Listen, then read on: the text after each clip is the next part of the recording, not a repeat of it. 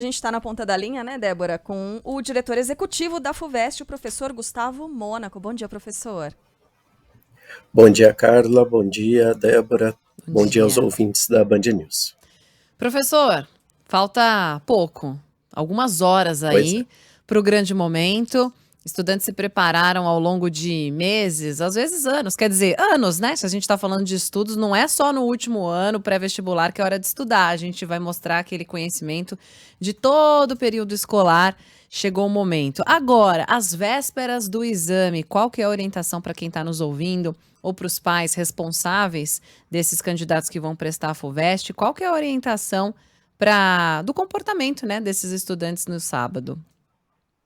Bom, acho que a primeira orientação que a gente pode passar, e que é tradicional da FUVEST, é que o candidato, a candidata, junto com seus familiares, vá até o local de prova, visite esse espaço para ter ideia de quanto tempo ela demora para chegar até lá, lembrando que haverá um fluxo razoável de pessoas até esses locais de prova amanhã, estão previstas aí questões meteorológicas que podem afetar o trânsito, então calcular bem esse horário para chegar com tranquilidade, lembrando que os portões são abertos ao meio-dia e são fechados à 1 hora da tarde, e logo a seguir, assim que todos os candidatos estiverem dentro das salas de aula, cada um dos coordenadores de escola dá início à prova naquele local. E aí começa a contar o prazo de 5 horas, né, de até 5 horas, para que ele resolva as 90 questões nessas áreas todas que foram mencionadas pelo nosso colega, pelo repórter. Bom, se os portões serão abertos ao meio-dia, o horário de chegada de estudantes, né, de candidatos e pais e responsáveis não deve ser meio-dia, né, professor? Qual a antecipação que o diretor executivo da FUVEST sugere para a chegada nos locais de prova? Bom, isso varia muito da distância que o candidato tem da sua residência até o local de prova, né? Da cidade onde ele está, lembrando que a gente faz provas também, aplica provas em várias cidades do interior, mas é óbvio que eu, se fosse candidato, estaria ali próximo ao local de prova, um pouquinho antes do meio-dia, ali por volta das 11h45. É sempre melhor a gente chegar com antecipação.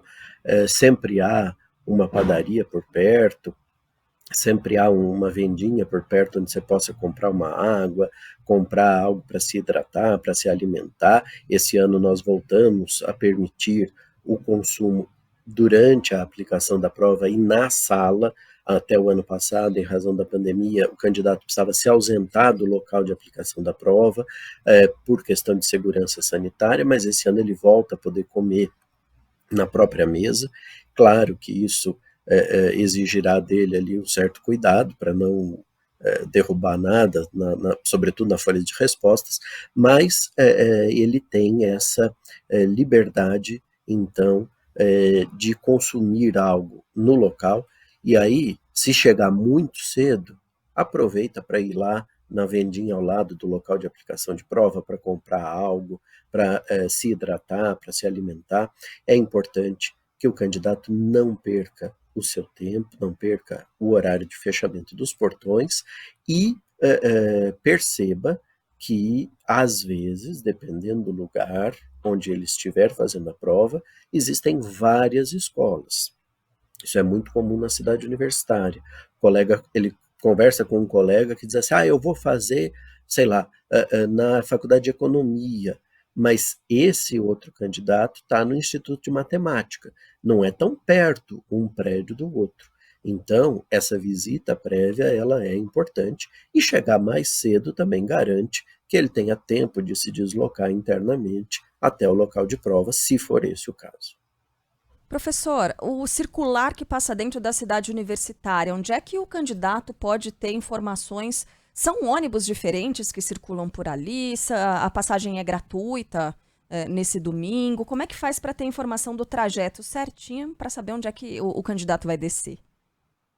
Olha, além das linhas regulares da SP Trans, que o candidato pode, por exemplo, pegar na estação Butantã do metrô, existem os circulares internos da Universidade de São Paulo, e durante o período de provas, então desde mais cedo, ali por volta das 10 horas da manhã, monitores indicados e contratados pela FUVEST estarão dentro desses circulares para fazer o anúncio de qual é aquela escola que será a próxima parada. Então, olha, próxima parada, Faculdade de Economia e Administração e Contabilidade. E aí quem vai fazer a prova ali já sabe que está no seu ponto de descida. Então a gente toma esse cuidado para que os candidatos tenham essa tranquilidade, sobretudo quem não tiver feito essa visita prévia, para descer no local adequado. Então é importante que eles estejam atentos. O circular interno da universidade é gratuito, mas os ônibus municipais, ao contrário do que aconteceu no Enem, não há previsão de ausência de cobranças amanhã, infelizmente. Uhum. E aí também o senhor falou sobre o consumo de alimentos e de água no local de prova. A gente está noticiando, professor, um fato muito triste que aconteceu, né, nesse fim de semana, que foi o falecimento de uma fã da Taylor Swift, da cantora, né, que vem fazendo um tour aqui no Brasil. Provavelmente ainda a causa da morte vai ser investigada, né, deve ser determinada, essa divulgação a gente não tem, mas ontem foi um dia de muito calor no Rio de Janeiro. Em meio a esse calor, ela passou mal, acabou desmaiando e infelizmente não resistiu, né, depois do socorro no hospital. Imagino que algum tipo de medida em função desse calor extremo tenha sido adotada também nesse período, né, durante as provas do vestibular, para evitar mal-estar dos candidatos. O que é que o senhor pode falar para a gente nesse sentido? Bom, a FUVEST tradicionalmente, Carla, adota uma série de medidas para garantir o conforto em igualdade de condições de todos os candidatos. Então, nós sempre deixamos nas escolas, com o coordenador de escola, alguns medicamentos que são ministrados depois de uma recomendação por uma equipe médica que fica na sede da fundação e que faz teleconsulta com o candidato que eventualmente passar mal. Nós teremos água também para eventualmente distribuir para os candidatos. É claro que isso não os desobriga de levar a sua própria a água, o seu próprio suco, aquilo que eles queiram consumir.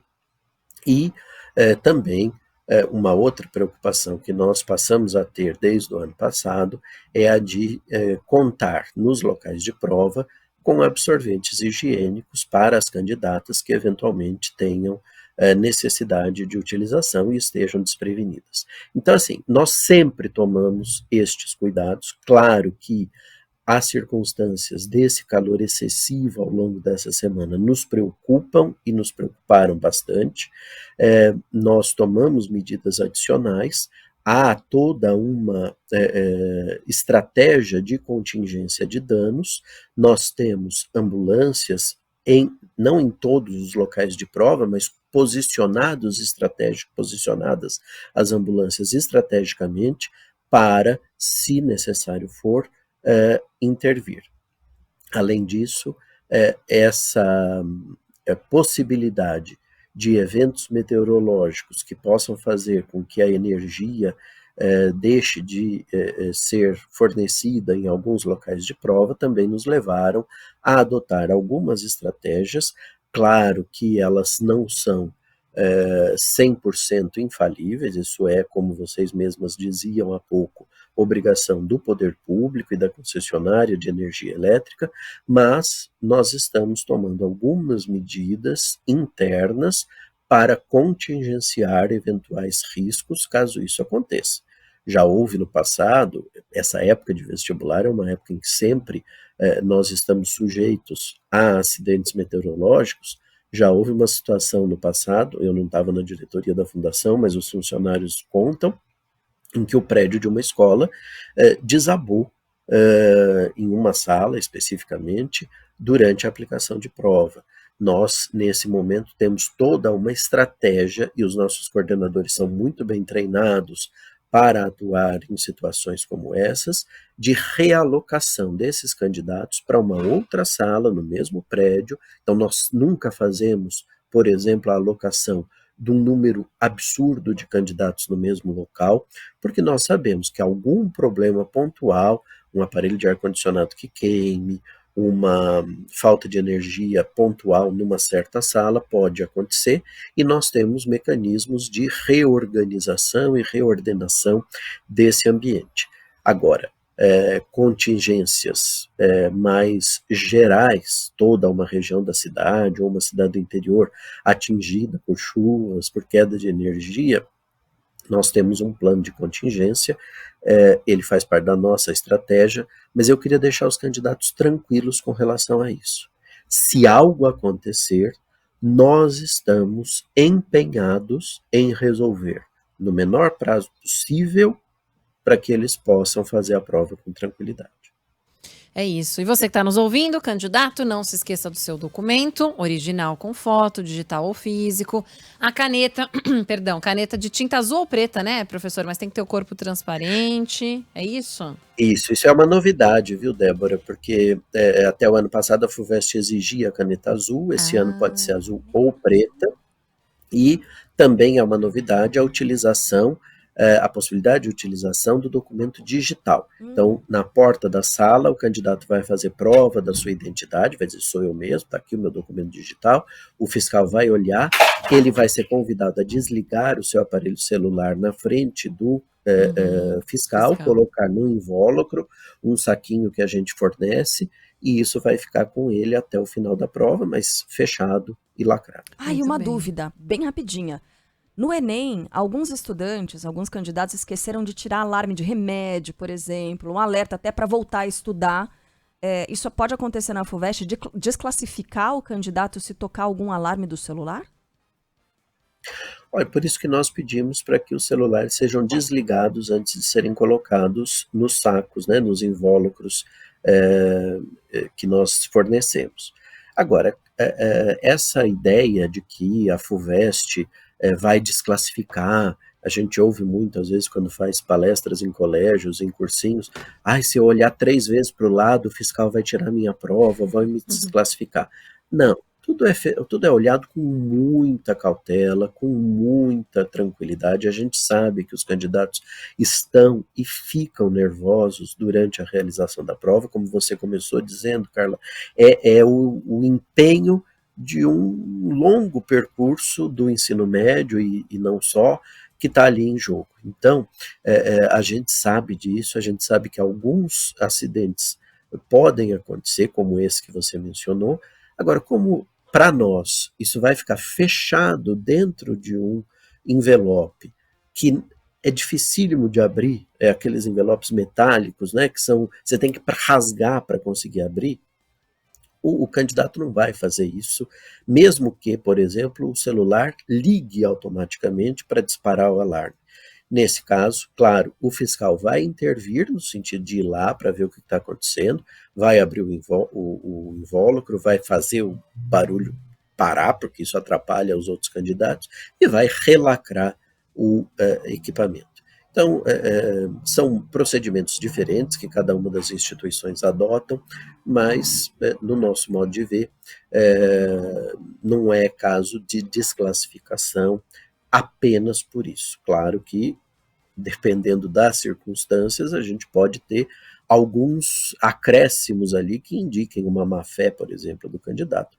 E aí, nesse caso, claro, pode haver a desclassificação. Mas eu tenho certeza que os candidatos sabem da seriedade com que a FUVEST trabalha, do cuidado que nós temos na aplicação das provas, e por isso acho muito difícil que um candidato deliberadamente fizesse algo para se beneficiar, porque ele sabe que não vai dar certo. Não vai perder essa chance, né? Nadou, vai morrer na praia.